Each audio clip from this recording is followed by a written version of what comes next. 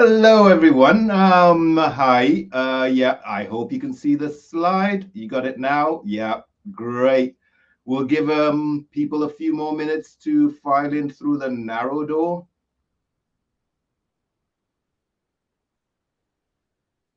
And while we're waiting, why don't you tell me where you're from?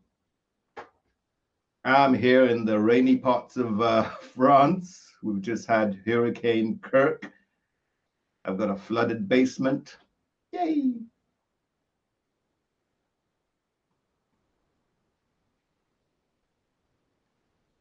Use the chat.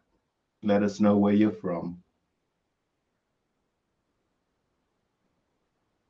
Can everyone see? France too. Excellent. UK. Portland, Oregon. I'll be seeing you in a couple of weeks at the LavaCon conference. Make sure you register. Castle Rock, Canada, Austin, Atlanta, Germany. Video, thanks for confirming. Video and audio works good. Cambridge, Italy, Salt Lake City. Those of you on the West Coast, it must be like really early for you guys. What time is it over there? No bad weather in the UK since Brexit. Yeah.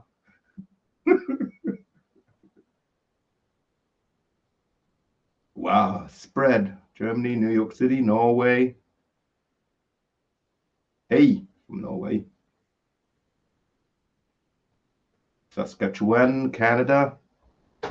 Okay, well, I think we've got quite a few people on. Anyone else who does pop in can rewatch from the beginning. We'll be sending the recording out. It's 8 a.m. on the West Coast. Well, good morning to you. Good morning, good afternoon, good evening. And thanks everyone for joining us for another exciting webinar from Madcap Software. Today, we're going to be talking about the journey to the right content management solution. As a past technical writer, it's a question that, when people ask me, I usually go back on my experience and I, tell them what it was like for me moving from structured and unstructured content into a structured world with a CCMS. And I thought it'd be interesting to get a few of my friends and ex-colleagues, people I've worked with together who've all gone through the same or slightly different journeys, the same way that I have done, and get us all together and talk about what it takes to implement a content management solution. What should you be looking for? What's that journey going to be like? What are our past experiences? All that sort of stuff I hope you'll find useful and will help you make some of those decisions and build your business case to implementing the right content management system for you. I'm joined today by Asmaa Achouham. Asmaa is head of technical communication at L-Acoustics. She's got 15 years in experience in technical content creation, management, translation, and migration in highly regulated and innovative sectors in telecommunications, medical devices, sound reinforcement systems. Asmaa holds a master's degree in multimedia and multilingual technical documentation. I did exactly the same master's, and it's one that is really hard to translate. That was at the University of Paris-Cité. And for the last 8 years, she's been a FrameMaker lecturer at the University of Paris-Cité. She's currently head of technical information at L-Acoustics. Welcome. L-Acoustics is an industry leader in the design, manufacturing, and distribution of premium professional sound reinforcement technologies. We've also got with us today Katie Nicholson. Hiya, Katie. Hi. Katie is a project manager. Hi. Katie is a project manager for technical documentation at Microport, where she oversees the creation, proofreading, and translation management of user manuals to 20 languages. With a BA honors in French from the University of East Anglia, Katie applies her expertise to technical writing using HTML and XML and other open source tools to deliver comprehensive user documentation for both digital and print formats. She's also skilled in graphic design and layout, and she uses a mix of Adobe tools and open source software to produce clear, effective content. Welcome. Thank you. Hello, everybody. Thanks for having me. Now, just before we get started, I'd like to do a little bit of housekeeping. This webinar, as usual, is being recorded. If you do have to step out or you've arrived late, you can always just go back to the registration page and click on view recorded sessions. We will also be sending an email out with a link to the recording, so look out for that in your inbox.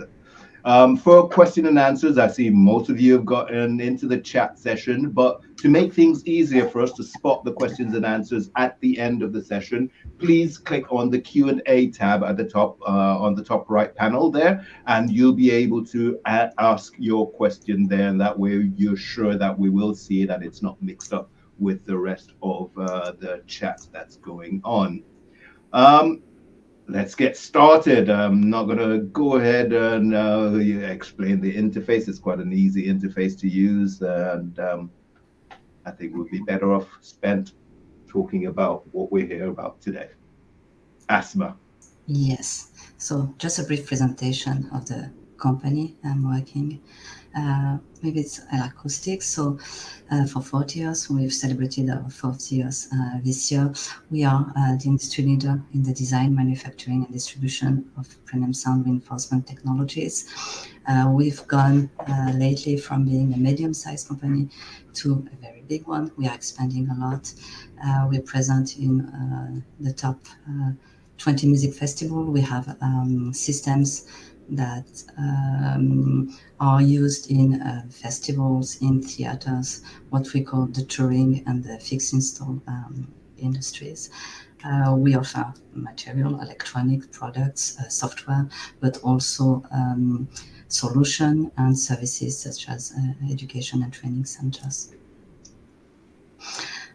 We have quite a wide range of products that go from loudspeaker, so everything about loudspeaker, rigging, accessories, everything used to deploy our system. We also have 3 lines of software, electronic products to distribute the audio signals, and services to accompany all the deployments. Thank you, Asmaa. You're welcome. Katie, tell us all about Microport. Okay, Microport is a global medical device company. As you can see, based all over the world. I work for the division cardio rhythm management. So next slide, please. The second one after that. Where we provide solutions for diagnosis, so which is arrhythmia assessment. Basically, it's assessing the and monitoring the heart rhythm. If there are any various heart conditions, it's helping to diagnose them, and then through treatment of the devices that we manufacture, so pacemakers, defibrillators, leads. There's a whole system then used to assess and to follow up the patient, so through patient management, and that's it really. Okay, thank you very much. Now, today's webinar is not one about us, like, with loads of slides and, like, showing you all sorts of bells and whistles. It's a discussion. It's for us, like, going through some of those things that you are thinking about, and, like, some of the things that you guys, while we're talking about this, is a few things that I wouldn't have even have thought of bringing up. So the slides are just there as a reminder of the points that we're making, and, like, you can take notes or whatever. You will get a copy of the slides as well when we send the links out. So let's start with our past, our experiences of content migration projects and systems that we've worked on. Asmaa, would you like to start? Yes, sure. So as you said, for the past 15 years, I've been working in different industries, so telecommunication, medical devices, and now sound reinforcement system. Over this past 15 years, I've used and authored in Word, FrameMaker, so unstructured kind of structure with FrameMaker, but also in structured authoring using CCMS, in XML, and also in data. So in my experience, I've already gone through 3 migrations, so from unstructured to structured XML, but also from unstructured to data XML, and from XML to data.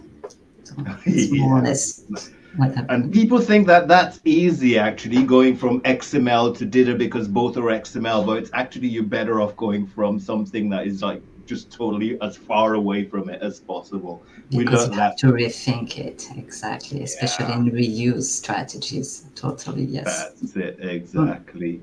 I'll go before Katie, and then I'll bring you in, Katie, to round off this round. Uh, Me, well, same educational background as Asma, but then I've worked with fintech and medtech. Fintech was working with FrameMaker. It wasn't really that structured, and then I moved over to medtech and continued working. FrameMaker is like that industry standard, or it used to be. Some people dropped the ball when they took over that that, and I think there were quite a few complaints years ago when things sort of started going down and it became too clunky. And that's what we were experiencing where we were working, where source control was an issue, managing different versions, managing different authors working in it. And so part of that experience of me doing some migration was when that medical device company got fed up with, like, having to rework or wasting time on FrameMaker projects, finding out at the last minute that your version is out of date and it can't be opened with, and the project can't be opened with the latest version. And so we did a migration to Ditter, and that's where I learned quite a lot about this world, the Ditter world, structured writing, attending conferences, attending webinars such as these, where people were talking about their experiences and sharing the good and the bad and the ugly of things, because not everything is that rosy, even when you look on the other side of the field. So that's a little bit about my experience. I sort of worked with Asma and like the rest of the team on migrating quite a few technical writers on a global level from FrameMaker to Ditter. And then we had a CCMS that we used. And we'll come into how to choose your CCMS. I'm not going to spoil it too much. Katie, tell us a little bit about your background experience. Okay, I've been working on the same software for the past 10 years, but it migrated twice. I had just joined the team after they had migrated from Word. So it was a huge step for everybody. So I learned pretty much how to use it along with everybody else. When we went upgraded to the next version, it was quite chaotic. It's not even a new tool, but just all the different segments were different lengths, and it made a huge impact to translations. And then recently we migrated to cloud, which is good to be using cloud, to be on a cloud-based platform, but again, lots of teething problems. Same tool, but I don't know. There are always surprises anyway. So There's always surprises going on somewhere. Yeah, it's XHTML open source. So yeah, we don't use data or anything like that. Okay. All right, so let's go to next. Our next is the present. Now I'm gonna sort of step back because I've changed jobs. I'm now in product marketing. Although I am using and I find it very useful to have been a technical writer. There's a lot of my skills from technical writing that I'm bringing over into this, and there's actually a blog out there on paths to and from technical writing. But let's look at the present. How are you guys working today? What sort of systems are you using, and what are the main drivers for change for you guys? Shall I go first? Yeah, sorry. Yeah. Katie, go first. Okay. Yeah, ours is in-house custom-made software. It was created initially by somebody that worked in the team, that saw that there was potential for scaling up, but because we were used to using Word all the time, so it was a way of centralizing all the information. But we rely solely on open source software, which isn't supported by our IT department. There are still a lot of limitations. We have to do a lot of things manually. For example, variables have to be updated manually. When we set up a package for translation, that all has to be sent off. There's a whole big package that we have to prepare. It's not done automatically. A lot of copy and pasting, let's put it like that. Oh God. Yeah. Yeah, you want to get rid of that, don't you? Yeah. Asmaa? Yes, so in our case, we have an open source tool chain. We author in Gita, and our content is managed in Git environment. It is organized in repository and submodules. So we really have a Docker code approach that's really nice and empowering. We use Gita-OT plugin for publishing. We use quite super nice features like branching and merging, thanks to the Git and this Docker code approach. So we are very agile. We also use some CI and CD to automate part of the information flow. So yeah, CI and CD? Continuous improvement. So we have some pipelines that auto-publish, auto-generate content. Everything that can be automated, we try and do.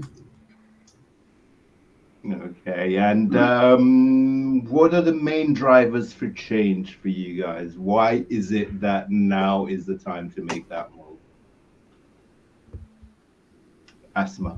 Shall I start? Yeah. So yes, expansion. We really are experiencing right now a company. Well, we went through COVID. We thought we were going to die. We really lost a lot of market share, and the company was really bad, just like all the event company and the art companies. So you can imagine that concert and touring, shows, no more concerts, nothing. You don't need exactly. But then we came back, and we came back stronger. So we are really becoming a huge company. We are producing more and more products. We are managing more and more content. We want to do more. We have more ambition. So now we are starting to see the limits of our system. So it's really expansion that is driving the change right now in our case. And Katie, why the need for change? I think you have evoked a couple of reasons, but yeah, well, I kind of share the same issues as Asmaa, but I think it's sharing information and other departments being able to centralize as much information as possible and not have to duplicate everything. Sorry, I'll continue for you. Do you need to get that? All right. It always happens, like, Murphy's law. Technical limitations. Yeah, I think, like, content scalability. And then one thing that Katie just mentioned is, like, that cross-departmental collaboration, bridging silos. Yeah, so Katie, yep. Yes, sorry. So having other departments on board as well and using our tool, which they're really, we've been working away from Word for over 10 years now, 10, 15 years. So we're used to using XHTML. So we need something that's accessible for other departments that are not at all familiar with that kind of software or what's out there. and also it's also bridging the gap. So we would still like to continue using what we're using, but helping to bridge the gap for other departments that aren't familiar. Yeah. Okay, so well, let's look at in detail some of these key challenges. I'm having a little problem with my Chrome. Can you see the stage? 1 second. Oh gosh, page unresponsive. Shouldn't be doing that. Let's try that again. Okay, well, we can talk through. Is my picture frozen? Yes, but we can hear you Yeah. well. There we go. Okay, yeah, at least the sound's working. That's the main important thing. So what are the key challenges? And I put a few cues up here, these are some of the key challenges. Let's talk through them. Asmaa, would you like to start? Yeah, sure. So as I said, in our case, expansion and growth is really driving the change or the need to have a better tool. We are quite efficient, but the number of products that are hitting the market is growing. We are translating more and more, and we have a wider audience. So that's what's really driving the change. One of the challenge we have, for example, with the way our information architecture is done, so we author in English, is the impact analysis. So we are quite a small team. We are 6 in total. As you saw, we have quite a number of product lines. Mechanical products, loudspeaker, electronic products, and 3 lines of software. And the way our content is organized, we are losing, or at least we have more and more tedious tasks regarding impact analysis. So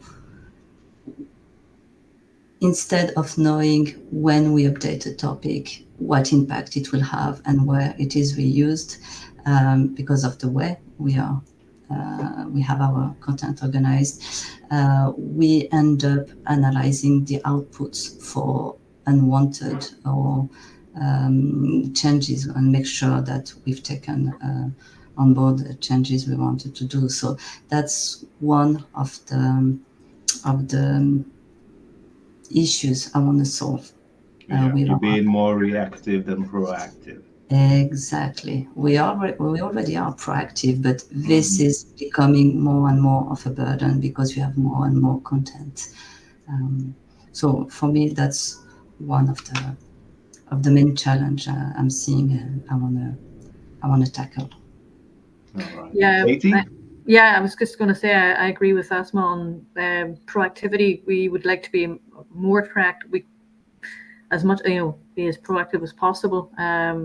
But we have a lot of text that we get input from from so many different departments. They don't have access to our system. They don't realize how they don't realize how it works. We have tried to show them, to explain, but at the minute we have no way of reusing snippets and things. It's all manual. So if we had that taken care of, then we could be a lot more proactive. We'd be able to produce things much further down, much earlier on, instead of waiting for all the input coming from other departments. So reuse mechanisms and snippets and paragraphs using it over again. And even though the source is all we have, there's a template, but with more and more information coming, it's difficult. We have to do it manually. So we need. And as that content grows, it's going to get more and more difficult. And you're in a regulated environment, so it's like zero mistakes. We have to be compliant as well. So with this,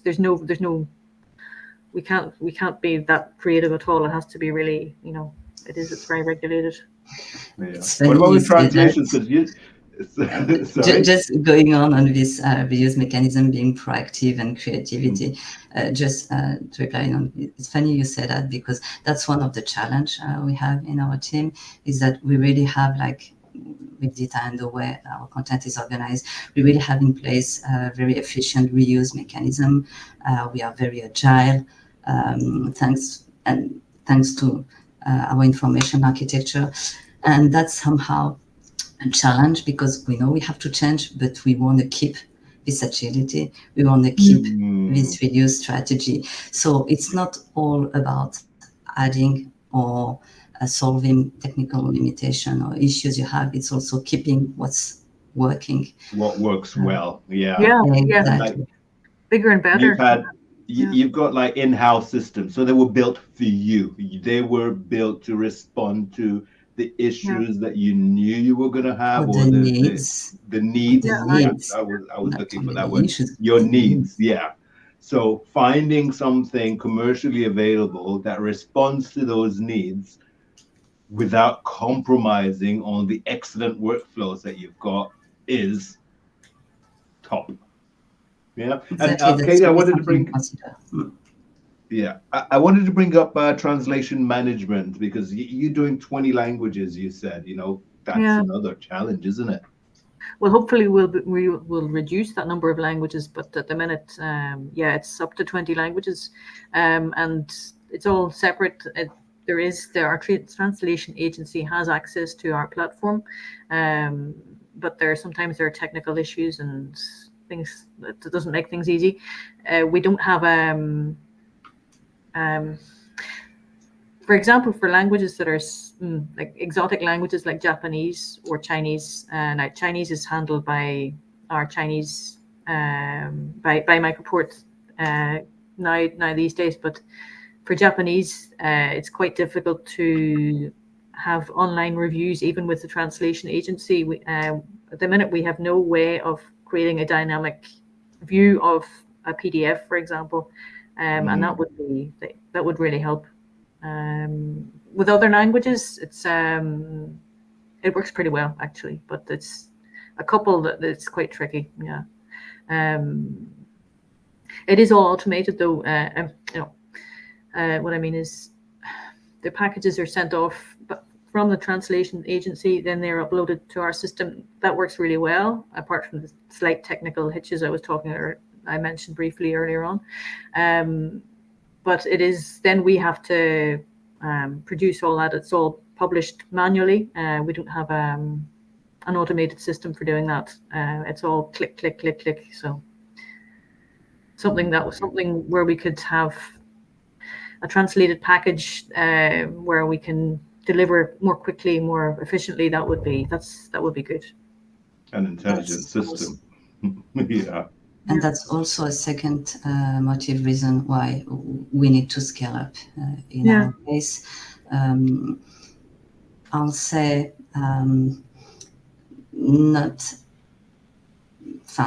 out of modesty, I'll say the intelligence we have in our source language, we don't benefit from it whenever we translate. We also translate into 24 languages.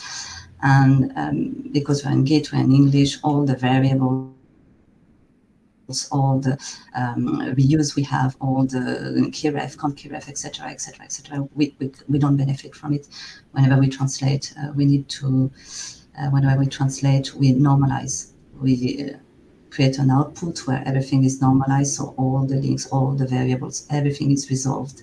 So basically, anytime we translate for a specific output, not the source. So we lose on the single source concept on that. So, and we also lose visibility, versioning. Even though we work with a translation agency, we have translation memories. At least we keep that. But yeah, that is also a big reason for considering to scale up. Because we need to gain control of our translation, be able to link a specific version of a module of a topic to the English version, and have exactly the same quality check, quality insurance on our translation, and manage them better than we do right now. All right, thanks. And then I switch over to the next slide, because I think, like, you know, we're just being our language is, like, you know, fluid here. We're, like, you know, we've talked about increasing content volume and authors. I know I'm frozen again, so I hope you can still all hear me. Never mind the video. You don't need to look at me anyway. So what about, like, you know, you mentioned something about working with other departments. So Katie, I know that, you know, that's one particular, there's a particularity in that you've got SMEs that use different tools, a different department that use different tools, and we have we have a lot of different tools. We have obviously the QMS system. We don't have a direct interface from our tool to this, so everything has to be duplicated at least, let me see, 2 or 3 times. So information coming from one department is sent to us via email, and it's usually in Word format. Then we upload it to our system. We transform that into PDF. Then they want it back in Word, so we have to export to Word. Then that's all valid, you know, it's sent for approval on another system. So there's a lot of toing and froing, and it'd be nice for them to be able to use the same tools, or at least for the information to be able to be exchanged, even if visually they're not using the same tools. XML is XML is XML, you know. Yeah, if they had our translation agency has a particular interface. They have limited access, so why not have another access for them, which is easy, you know, which is really easy for them to use. But yeah. And in a regulated environment, you've got to. Well, this is one of the things. Again, I'm looking at the past that we wished we could do, and, like, you know, link a requirement from the requirements database to the topics that were generated from it, so that when it comes to, like, you know, that verification, you can say this requirement was met with these 5 topics. And also for, like, you know, your traceability. I've got RAC on here. Lots of people ask what RAC is. It's risk analysis and compliance. That's another type of database, and there's many different in-house systems. Talk to me about that. Ooh, that rings a bell. I don't have them anymore, even though we do apply. I mean, as you can find, we really apply in the team a very high standard, just like in highly regulated industry, because we have loudspeaker, heavy material hanging over audiences. So we are very, very, very strict and very keen on making sure our systems are safe, secure, and we apply a very high quality check on our content as well. And I'll close the topic on that one here on compliance. I'm not so highly submitted to compliance right now. It will come, but not as when we were in the medical industry. Whereas, Katie, that is a current issue for you. Yeah, constantly, yeah. And what about your reliance on IT departments? I understand, like, you've got that different. And what's that interaction? What's the reliance bit? Well, for us, it's because we use a lot of open source. That we're using tools that haven't been approved by the company, by the IT department. So really, we can only rely on our developer and ourselves for a lot of, for problem solving. So it would be good if, eventually we could have something that would be approved by the IT department, so that we could, rely on them for any technical hitches or for troubleshooting, but or something that looks after itself. I mean, a lot of cloud-based solutions now, everything is done on the server side. It's not really IT that is, depending on the system that you've got. I know with data CCMSs, there's very few companies that will allow just an update like that. You need to go through several steps, and that means bringing IT in and so on. But then there are systems out there where you could just say, yes, boom, the system's updated. We're moving on to that new one. This is a challenge for us as well, because we do everything ourselves. As you can see, we have the Data Open Toolkit. We do everything. We create our own transformation script, etc., etc. So there's the good and the bad. We feel very empowered. We do everything by our own.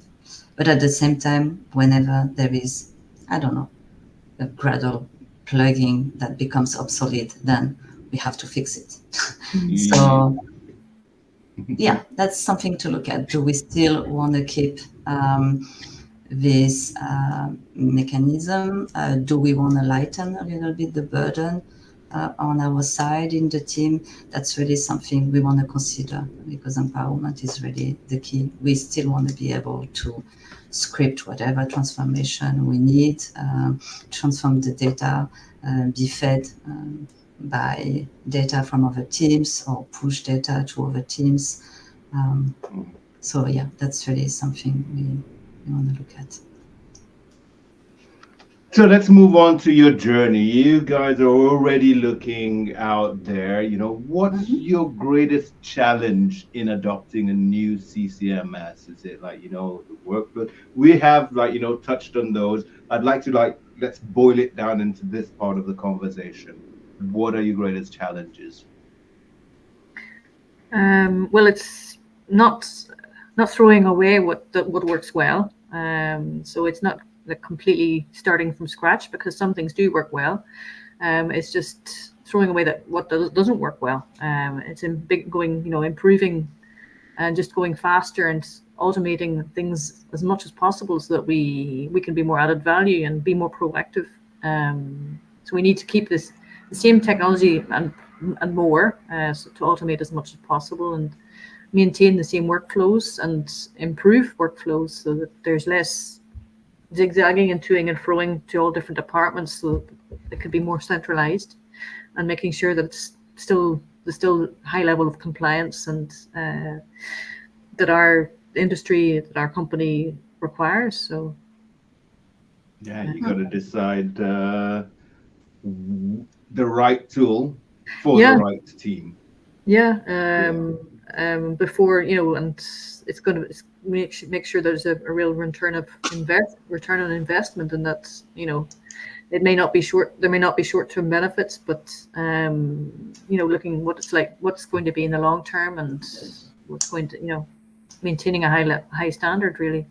Yeah, and that's also our thrive. Yeah, you're right. It's really we expanding. We really we need to expand. We need to scale up, but we need to keep, and we want to keep the same quality we have, the same agility.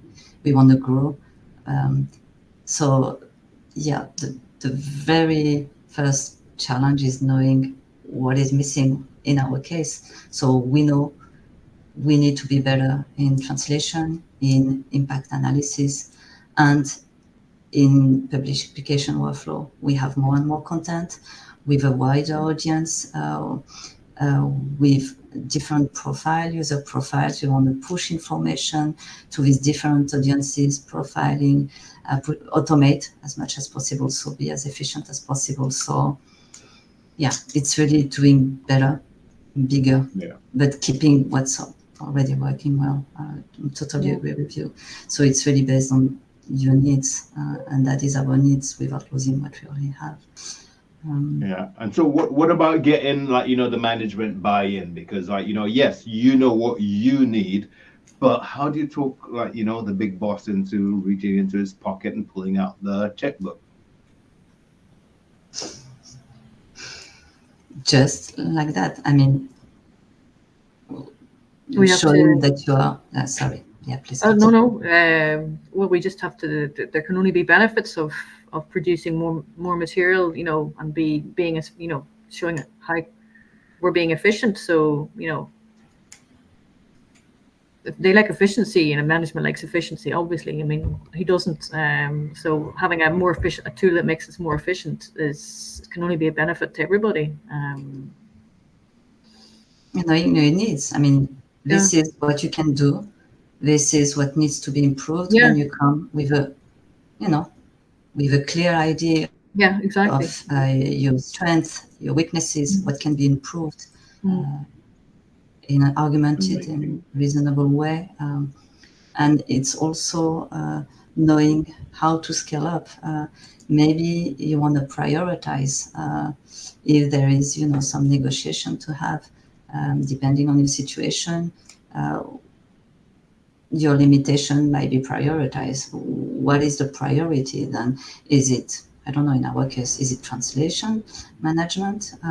Is it being more efficient, so automating more and having a better view of the impact any change has on our content? Or is it publishing to more platforms, because we want to reach a wider audience? So if you can't have all of them, just try and prioritize and present, a reasonable plan. It's by also help assessing how much we can produce now and how much we can produce in the future, and how efficiently we can do it. Okay. All right. I'm having that issue again. My browser's stuck, and okay. Actually, it looks like it's come up. The journey. So let's make a list. What is it you need in order for you to accomplish this journey successfully?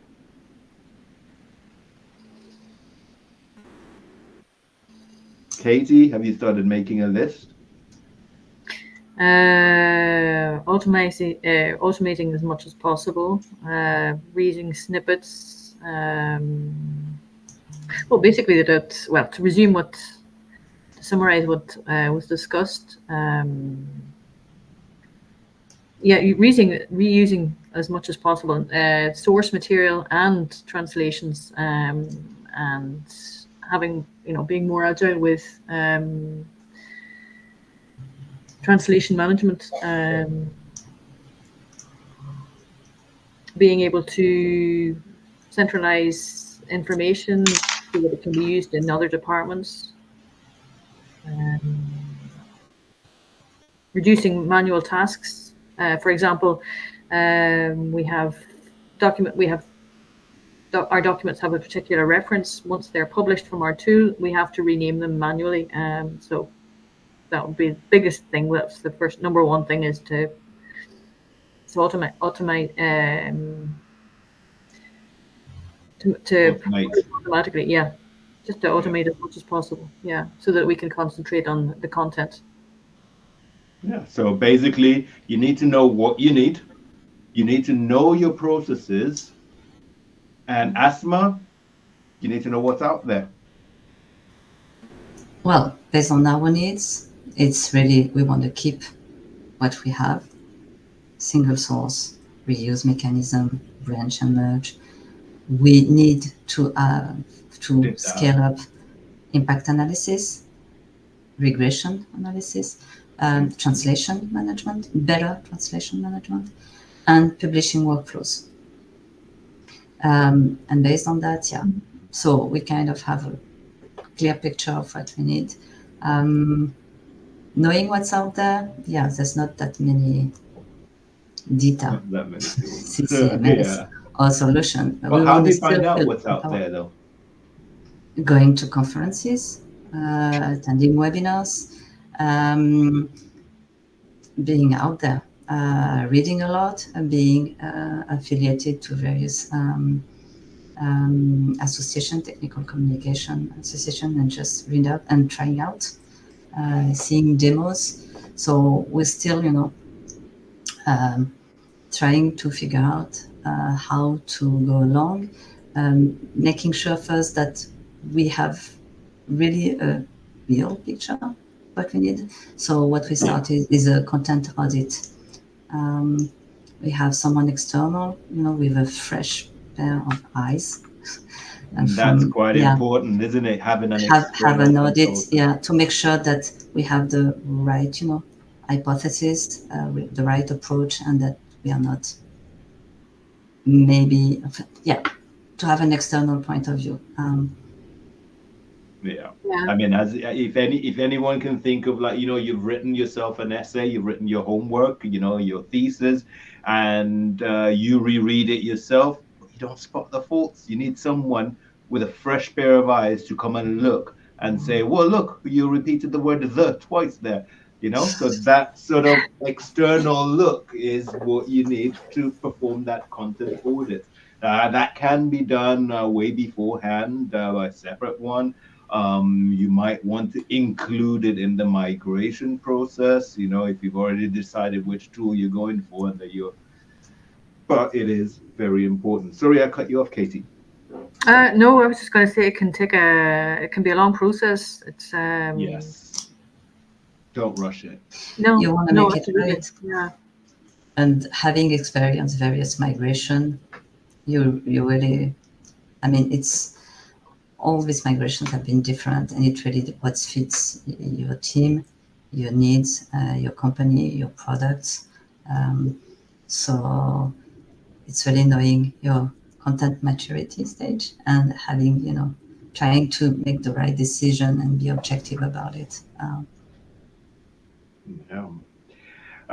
So I mean, this discussion has been rolling, waving, and, like, each time we talk, we add a little bit more, we change it around.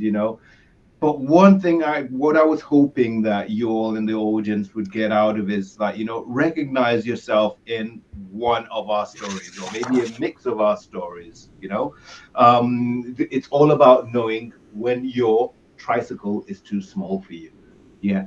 Are you ready to make that move, or do you see the moment that you're going? I mean, as a parent, you buy a trike for your kid, and either you're going to wait for that child to grow big enough to move on to their next bike, or you've already anticipated it and you know that in 3 years they're going to need a big bike, so I'm going to have already bought it. You've got those two approaches. So knowing when to make that change, when your workflows are getting too difficult to manage, while still continuing to deliver quality, when you're working harder and not smarter, when should you make that move? Well, you've got to take a look at your content maturity model. Asma, talk to us a little bit about the content maturity model, or your view on it. It's really knowing your information architecture, the team, the knowledge spread in the team, the tools you have, but also the process that are in place when authoring content. So it's really a matrix that helps, because having the right information architecture is not only about the tools, it's really about the process, the review process, the translation process, the authoring process, the publishing process. It's also about the people, the team members, the training, the level of knowledge, how to keep up, the skills in the team. So it's really this matrix that helps you figure out where you are on your content maturity. When it's time to scale up, there are different stages.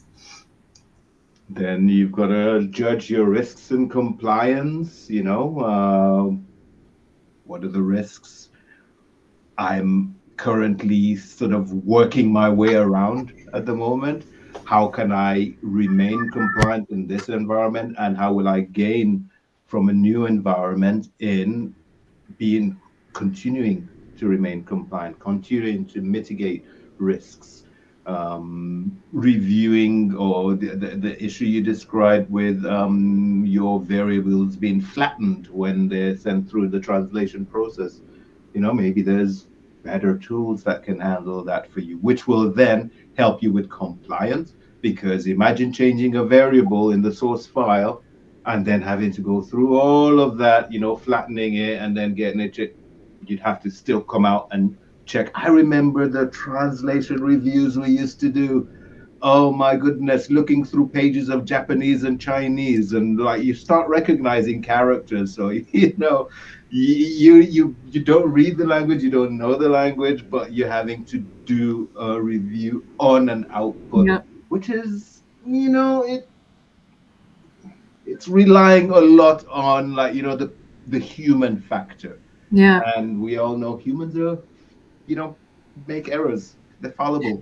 So Yeah, we have a lot of PDF comparisons to make, and the tool is supposed to be infallible, but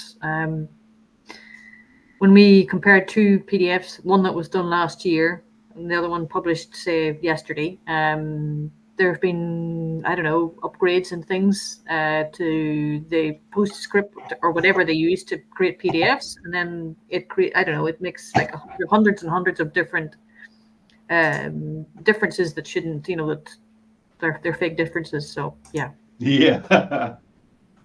All right.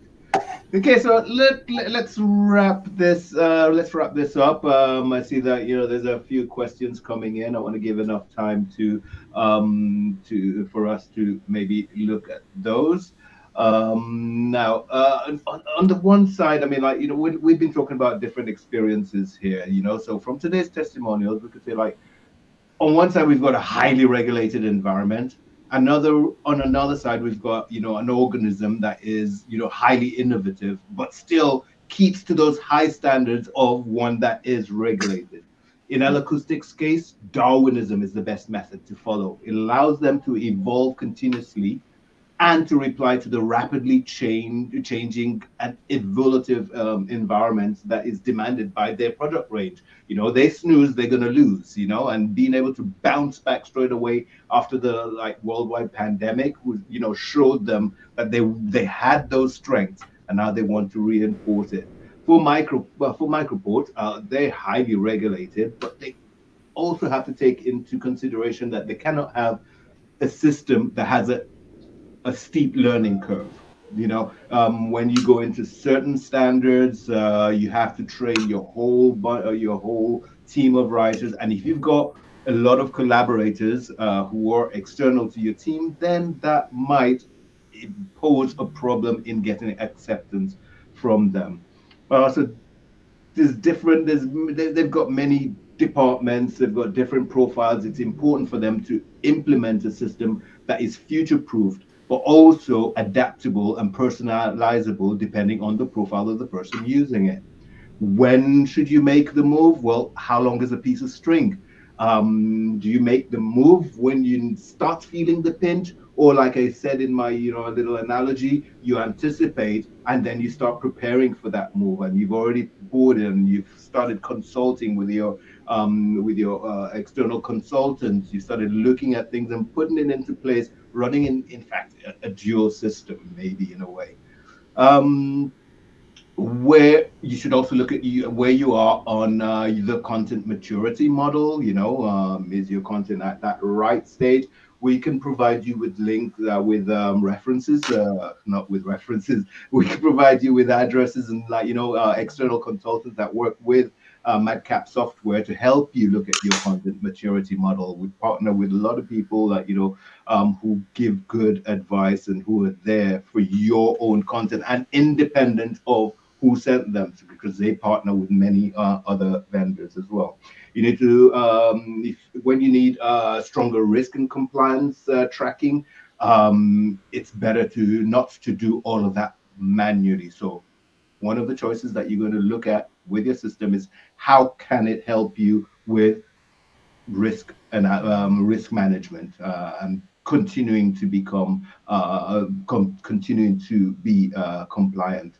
The translation management is very important for both of you as well, and I'm sure for quite a lot of our audience, in that you don't want to overcomplicate your translation process. You want something that has workflows that will help automate, will also catch errors, but also you want something that your translation vendor can use, because there's no point getting yourself that brand shiny new Maserati and your translation vendor does not even have a license. It's just Well put. Overcome. Very well Thank put. you. I love the analogy. Yeah, and then you've got to look at your content delivery mechanisms, things like scheduled publishing, targeted delivery, delivering for one audience. Maybe it's a country versus another country, a country with variants in languages, a country, or even down to the individual, the roles. I remember we had to deliver service manuals depending on the class of the FE, on the accessibility of information and tools that they have. You got to be able to deliver content that is personalized and deliver it at the right time and in the right format. And also, one thing that is very important in the regulated industry is scheduled archiving. So it's not just scheduled delivery, but within regulated environments and in some other environments as well, you want to make sure that obsolete material is not out there. So if your material and the documentation that goes with it is now obsolete at a certain number, you have a certain number of years that you must keep that document available. I mean, even Apple has, like, MacBook Pro of 2017, I think, just got put onto the obsolete list. They had to have parts available. They had to have documentation available. Now, do you think they went through all of that manually and then start searching through the database? Okay, I've got to delete the PDF for the MacBook Pro that we released in May. Oh, did we do one in September as well? Oh yeah, delete that one too. No, you set that up into the mechanism as you're creating the documentation, and automatically the system will remove it from circulation. So there's loads that you need to consider. We're here for you. Feel free to contact us. Meg put a message in there. I'll be at booth 15 at LavaCon if you're going to be in Portland, Oregon. I saw there's someone up there in Portland. Pop over to the booth, come and have a chat with us. So I've got loads of experts on all our different systems, and Madcap Software actually has loads of different systems. We're running out of time. Oh yeah, I almost forgot.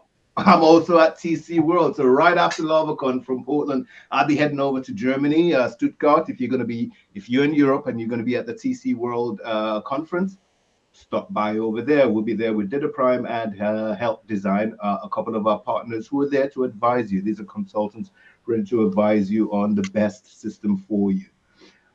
Let's go over quickly to questions. We've just got a couple of minutes left, and I saw a nice one on there. Will Madcap be able to perform the migration from one source of help to Madcap Flare? Is that part of your service? Madcap has Mad Services as well, so you can contact Mad Services and help and decide, if you want help moving that content over, but we can also refer you to if you prefer, to an external consultant who can help you, who can walk you through that and talk you through that. Can you confirm this webinar continues for the full day? No, we're coming to an end now. I'd love to stay for a full day. I have kids to pick up, so I'm sorry I won't be able to. If you would like us to have a second one, though, put your vote in, put it into the chat, put it into the Q&A, and we'll set another one up. I would love to. I have to apologize. Christelle, who was supposed to be with us, Christelle works at Microport with Katie, was unable to make it today. Again, weather conditions and everything, an emergency came up, and she was not able to attend today. So if you'd like to get the gang back together again, feel free to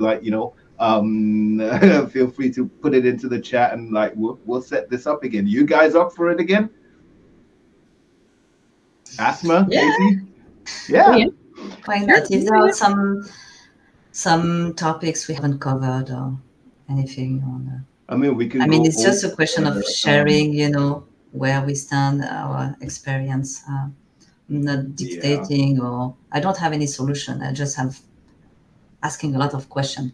I'm asking myself, so it's really a question of sharing that. Yeah, I know one of the things that you need to. One of the things that you also, we were mentioning, pointing out the advantages, how to convince, the top levels to put that hand in the pocket. So you've convinced them that you're going to be more efficient. You're going to be like, faster. We go to market. But what about the cost of not doing anything? Haha. Those stop shipments, that delay that, and then you say, oh, we'll do better next time, but if you don't do anything, the same thing usually tends to happen again. Somebody said the email says from 8 to 3 p.m. I would love it. And that's like US time. So like that would have been like, way in the middle of the night for me. Unfortunately, we'll look at putting something together again. It looks like, there is interest in this. There was a question that I saw flash by in that does Madcap provide services to help you with that migration. And I mentioned contact Mad services. We've got specialists. So depending on which system you want to go to, we've got technical solution specialists who will help you walk you through your content to get it into a data format. We've got, advisors, and Flare is so simple to use that you could actually even just do your own migration. It's a one-click import from Word, FrameMaker, and so on and so forth. The QR code will take you onto a page that actually will help you. And I just thought I'd give you a quick preview of what you'll find on that page. It's like, the advantages of Central and Elixir. I would be remiss if I did not point out two of our flagship products. And it's basically a comparison of what the advantages of Central and the advantages of Elixir CCMS and Data XML provide. So go back to that. I'll go back to that QR code. You go on there and there's an interactive chart on there, and feel free to reach out and ask for a demo at any time. Thank you very much, Asmaa. Thank you very much, Katie. Thank you. I'm looking forward to part 2. Yeah. Yeah. Well, we'll try and get something together, if possible, before the end of the year, and maybe look at the actual, maybe draw up a list, and go through that. I don't know. We'll brainstorm. Feel free to contact me. Yeah. To the audience, feel free to contact me. I'm on LinkedIn. Look me up. It's Dipo Ajose-Coker, and connect with me. Ask me any questions, and then we can see about putting something together for you again very soon. Thank you very much, everyone, and we're out of here.